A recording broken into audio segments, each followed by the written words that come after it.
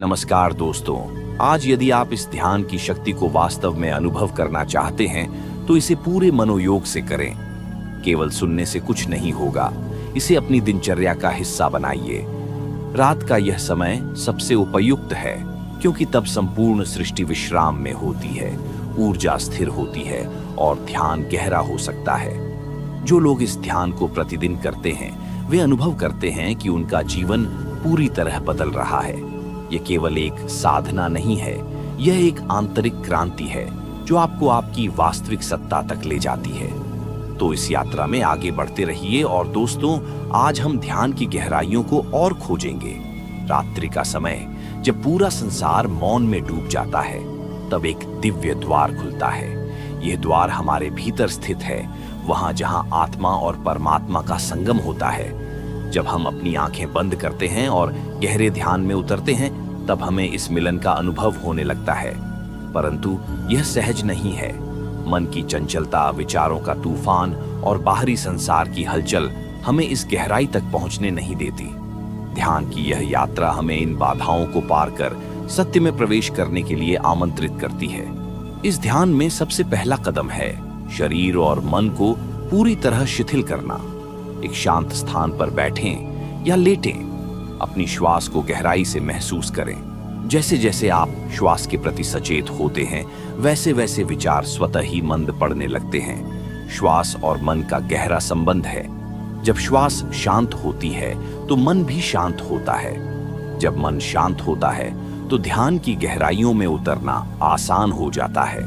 अब अपनी आंखें बंद करें और कल्पना करें कि अंधकार में एक दिव्य प्रकाश प्रकट हो रहा है। यह प्रकाश धीरे धीरे आपके हृदय में समा रहा है। यह केवल कोई कल्पना नहीं है बल्कि ध्यान की एक अद्भुत स्थिति है जहां आत्मा और परमात्मा का वास्तविक मिलन शुरू होता है। जैसे जैसे हम इस प्रकाश को अनुभव करते हैं भीतर एक असीम शांति और आनंद का संचार होने लगता है। यही सत्य में प्रवेश का आरंभिक चरण है। ध्यान केवल एक प्रक्रिया नहीं बल्कि आत्मा की परम चेतना से मुलाकात का माध्यम है।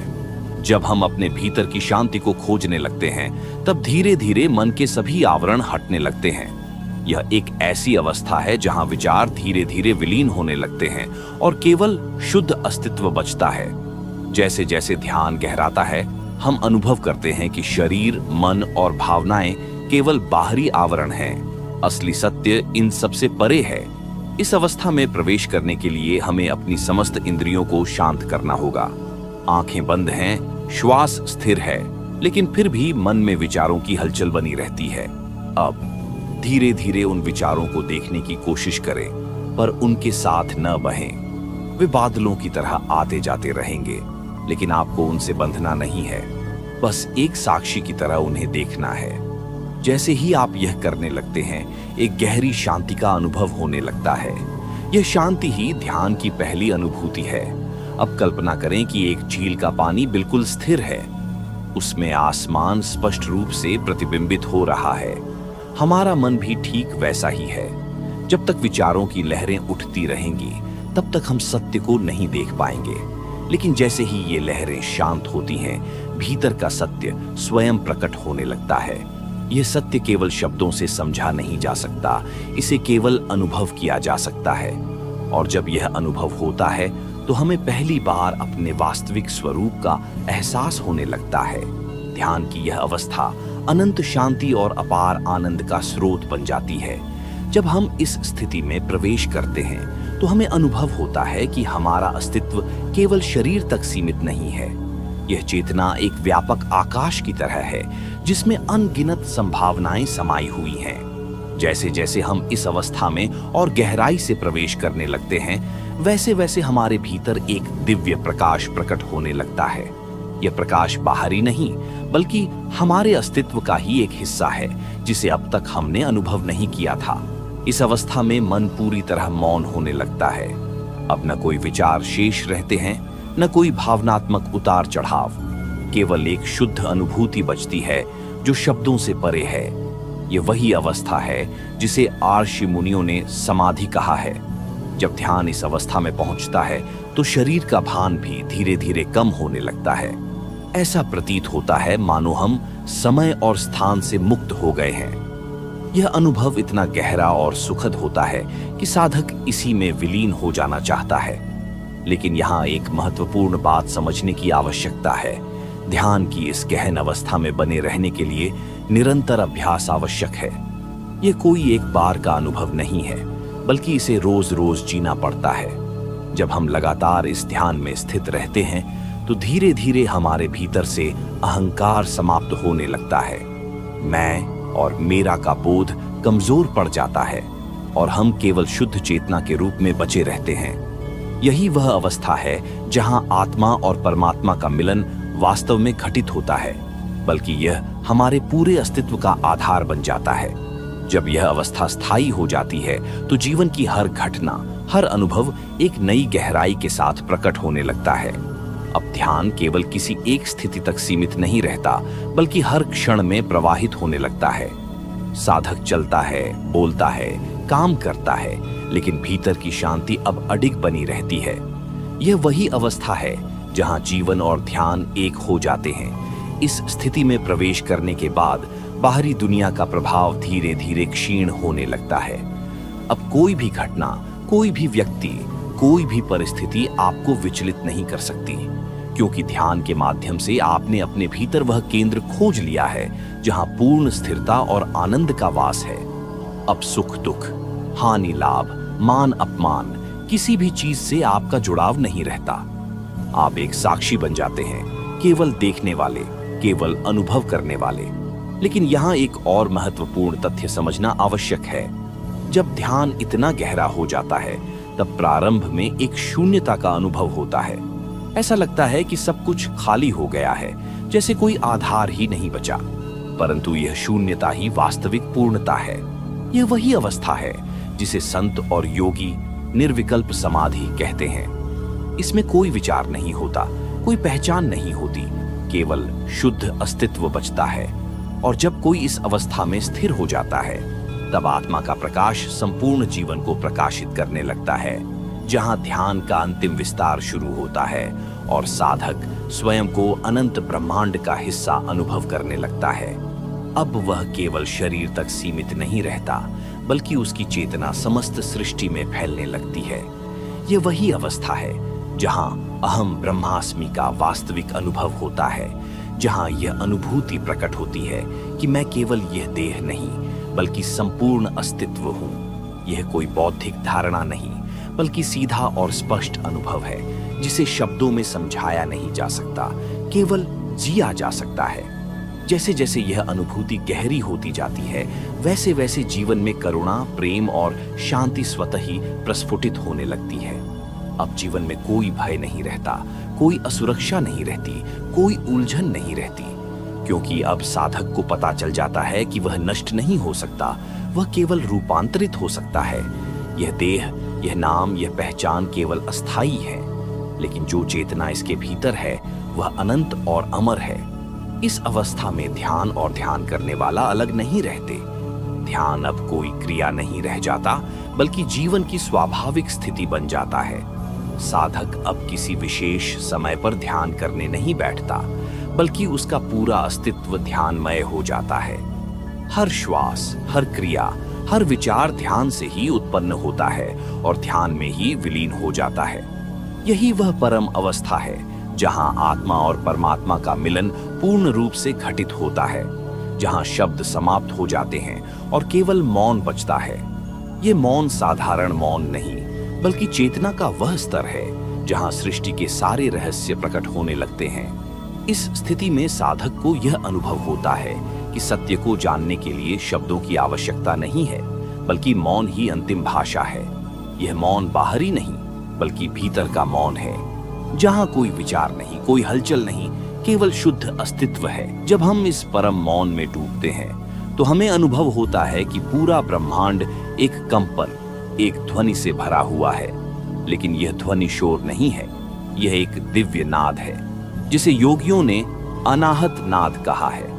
यह वह ध्वनि है जो ब्रह्मांड की प्रत्येक कण में गुंजायमान है, लेकिन इसे केवल वही सुन सकता है जो गहरे ध्यान में उतर चुका है।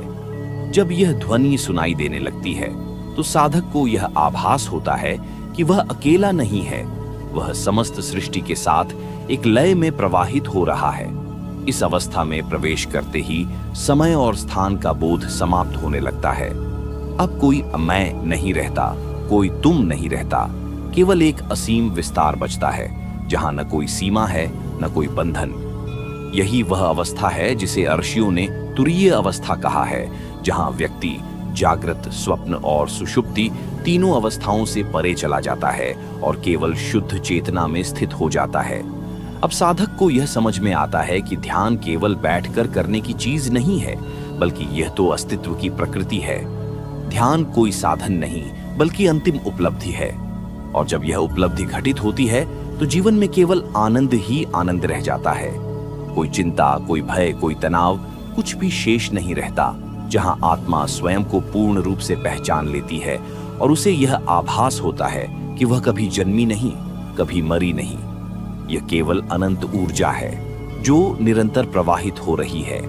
अब साधक को यह समझ आने लगता है कि मृत्यु केवल शरीर का परिवर्तन है, चेतना तो सदैव बनी रहती है।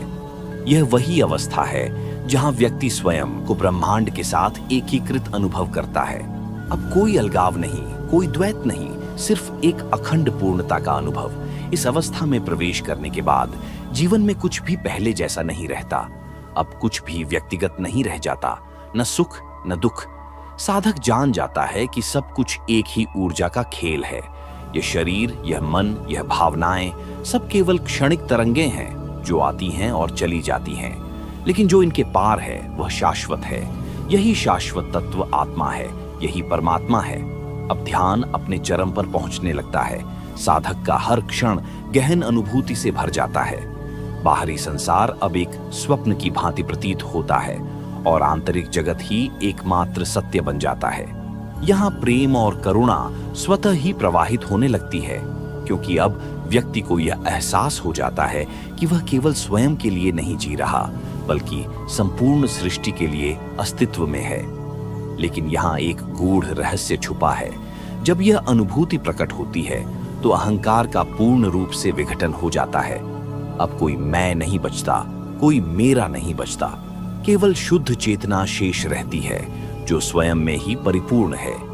यही वह परम अवस्था है जहां ध्यान समाप्त नहीं होता, बल्कि एक शाश्वत प्रवाह बन जाता है, जहां ध्यान और ध्यान करने वाला भी विलीन हो जाते हैं और केवल शुद्ध अस्तित्व बचता है।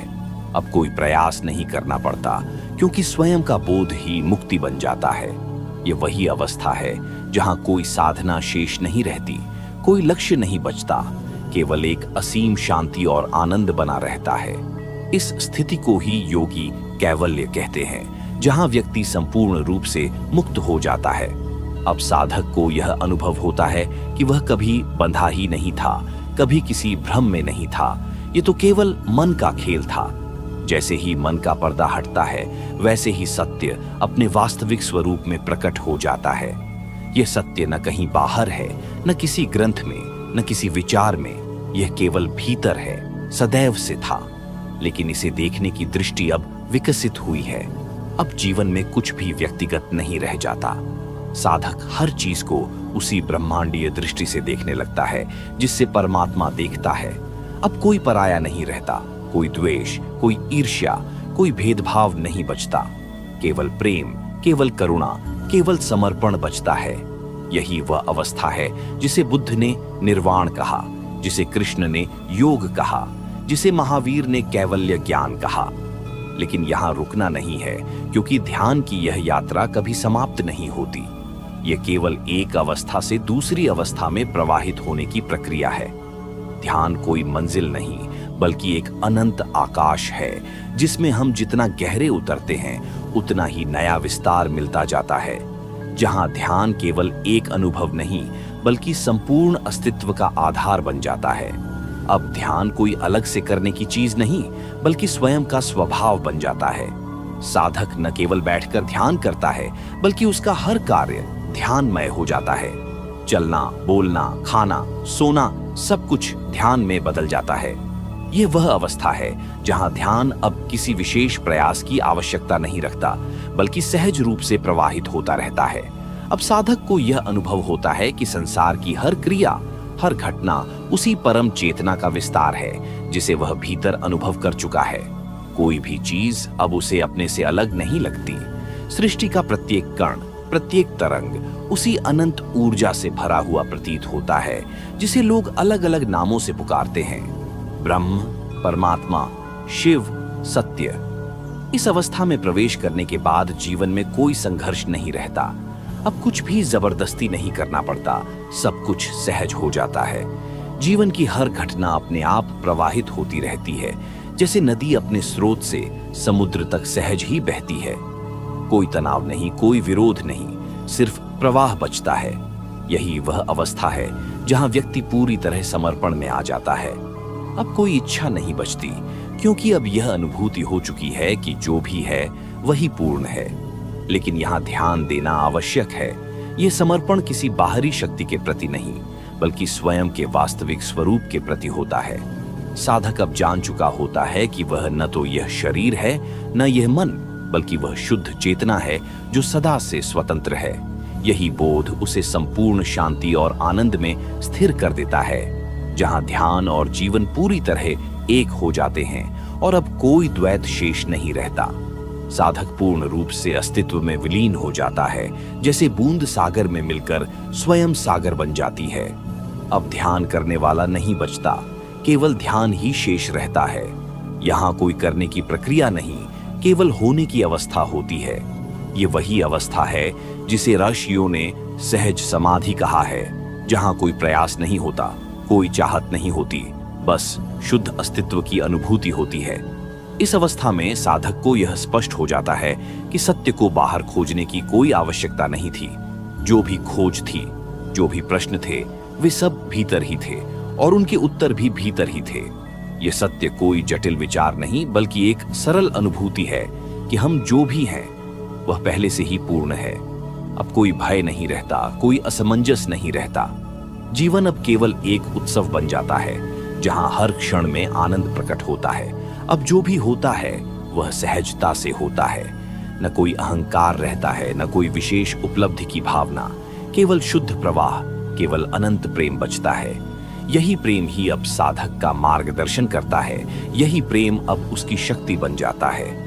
वह बिना किसी प्रयास के सबके प्रति करुणामय हो जाता है, क्योंकि अब वह जान चुका होता है कि हर जीव उसी परम ऊर्जा का अंश है।